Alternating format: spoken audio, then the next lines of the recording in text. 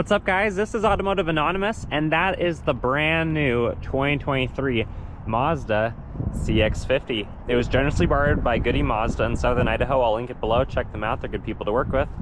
Otherwise, what we're going to do today is a walk around, go through the specs, initial driving impressions, 0 to 60 with the GPS, and final thoughts to see if it's worth your time and money. This, again, is brand new for 23. It's similar to the CX-5, but on steroids. Look at those hips. It's pretty wide. So let's get right into it with the specs. These start at about $28,000. This one is the Preffered Plus, so it's about as nice as you can get while still having cloth seats. It starts at about $32.5. It has some options, and after delivery, it's closer to $34. It shares a platform with the CX-30, which explains why these are such a sporty feeling, sporty looking, and handling vehicle.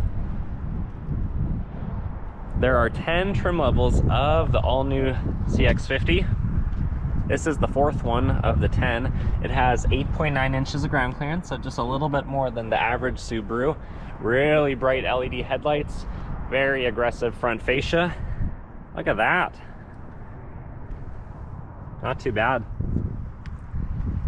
This one has 186 horsepower because it's the non-turbo. The turbos are a few trim levels higher.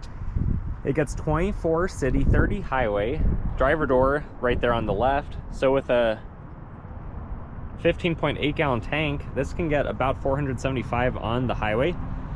It's 15.5 feet long, 5.3 feet tall, and about 6.25 feet wide. So it has a really nice stance. They weigh about 3,900 pounds, which is conveniently the same as an adult full-grown male hippo, if you were wondering. It has a 225, 65, 17 wheel, lots of sidewall. It's ready for some off-road adventures. Black painted side mirrors with the turn signals integrated. Let's go inside. Let's get out of the wind. Door panel looks really good. Everything is soft touch, kind of some squishy material right there. I really do like the handle. Soft touch, no stitching or anything, just whatever poly type of material that would be. Pretty good size door pocket, but the opening doesn't bellow out. It's kind of narrow, so you're gonna have to work kind of carefully to decide how are you gonna fit objects in there in that space. Nothing on the door sill plate, but lots of power options, 10-way on these really nice cloth seats with some good stitching. You of course have your hood right there, trunk release, other buttons that would be present on higher models. Really good looking vents, and pretty typical Mazda steering wheel. Push button start, CX-50 pops up right in the middle. Bose speakers sound really good. We're gonna turn it off while we're on commercial though. Automatically turns on the electronic parking brake, so we're gonna turn that off. And then here we go with the steering wheel. We have source to go through different sound. We have info to go through the infotainment on the middle.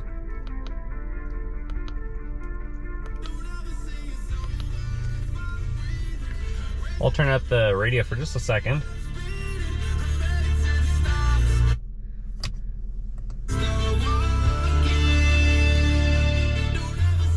Very clear sound quality.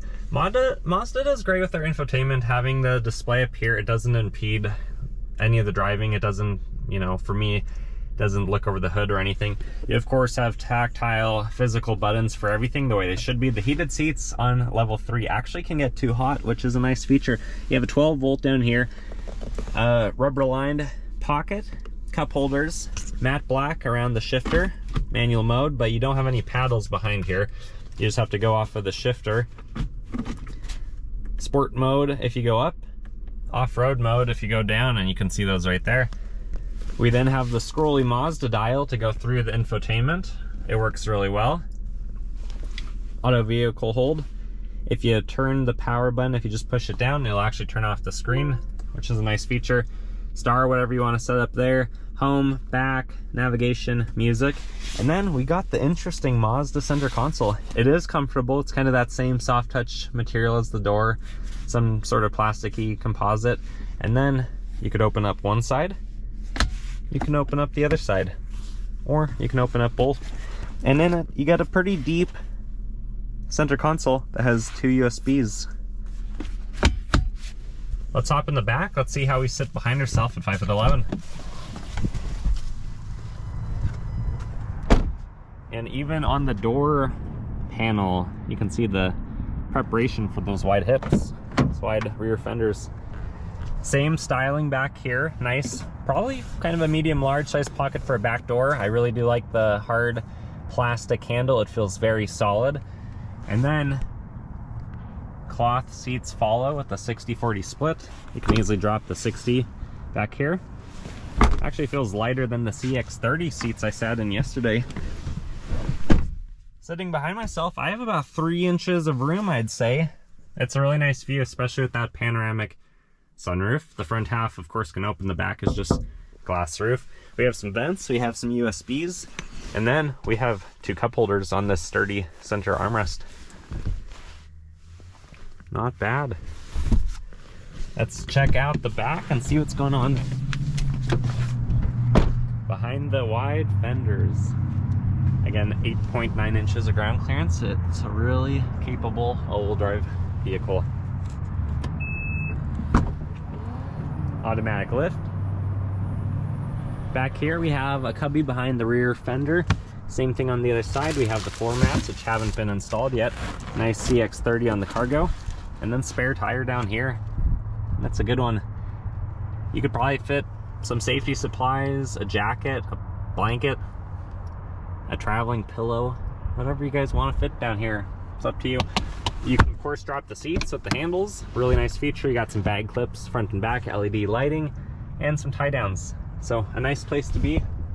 And then you can lock the vehicle from here, or you could just lower it.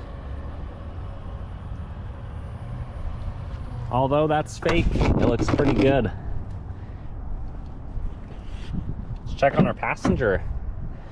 Door panel looks really good. Again, those door cards are just that same soft plastic. Door pocket is fantastic. 1 map pocket, so you gotta decide who's gonna be the backseat driver. Are they gonna be fighting over it, or is it designated to the passenger rear? You decide. Looking safe, because this is a top safety pick plus with all the safety features. And then if you're riding shotgun, is there room to fit a shotgun? Door panel, again, looks really good. Bigger bottle, extra space.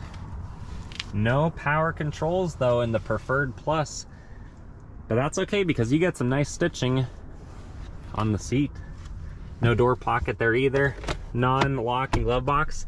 2-stage though, I don't see a USB or a 12-volt, but that's okay.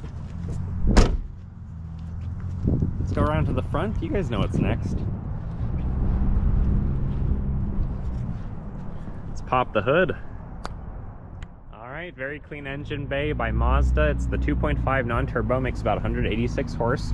Let's start with what we know. You got the battery, positive terminal, negative terminal, air filter, some ducting, throttle body right into the intake side of things. You got the coolant reservoir and overflow. You got the windshield washer. You got the dipstick, 0W20 full synthetic. You got the alternator down there. On the serpentine belt, it looks like that. A little bit tight, but probably not too difficult to get to. You got the heat shield over the exhaust side, and then the true 6-speed automatic is just hiding down there. Really good setup. And Mazda even included shocks. No prop rod here, not on the CX-50. Let's drop the hood. And let's teleport inside and take it for a drive so we can get to the initial impressions in 0 to 60. Initial driving impressions of the 23 Mazda CX-50. It feels very Mazda in here. Visibility is of course really good. It follows the theme of the current generation cars, that they feel sporty, they feel refined. Remember, this is on the CX-30 platform. Steering wheel is great. Acceleration, even in the non-turbo, is more than adequate. We are in sport mode right now. I'm going to drop it back down to normal mode so you can see the RPMs drop. Pretty substantial difference. Armrest support and handle, it's kind of fun, feels really good. Center console, basically the same story. Everything's where you need it to be. The center display Infotainment system is really easy to use with the scrolly dial. You don't really take your eyes off the road like you do in some of the other competitors. It's nice knowing you have a little bit more storage in this vehicle over like the CX-5 or some other competitors.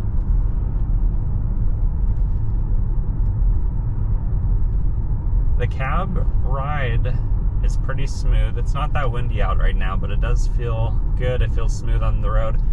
Having the 8.9 inches of ground clearance is really confidence inspiring in this vehicle. The Bose sound system is great. Everything's really where you want it to be. For only being kind of middle of the road trim level on the CX-50, I really think this is a good place. At just a little bit over 30 grand, you get a lot of value here. And these heated seats, the 3-stage, they work really well. They're better than any of the Subarus I've been in. But let's get to our 0 to 60. Let's see how fast the CX-50 is. All right, 0 to 60 in the 23 CX-50. Traction off, sport mode on. We're gonna do a brake rev.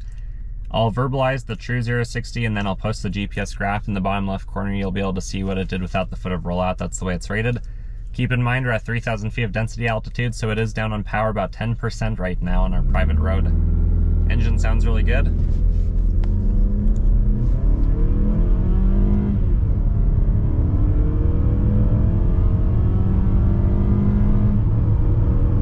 True 0 to 60 came in at 9.48 seconds.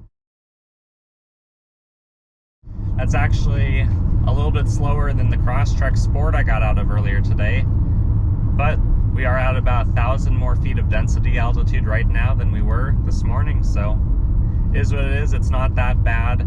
It feels adequate when the vehicle's unloaded, but if you're in the mountains, if you're at high altitude, if you're weighted down, if you're towing, you might consider that turbo engine. But let's get to our final thoughts. Final thoughts on the CX-50 is it is a great competitor, and what a looker it is. I'm really glad that this is a new offering and that it does include the turbo model, which we will review soon enough for you guys. It's capable, it's quiet, it's refined, it feels sporty, it feels smooth, and now it has more room inside than the CX-5. If any of you guys are interested in making the leap from a Mazda product or one of its competitors, the Nissan Rogue, the Hyundai Tucson, any of those things, this is a really good vehicle to compare it to. If you guys are interested, check it out below in the description. Otherwise, if you like my video, comment, tell me more what you want to see, like and subscribe to help the channel grow. There's so much good stuff coming for you guys. Until next time though, take care.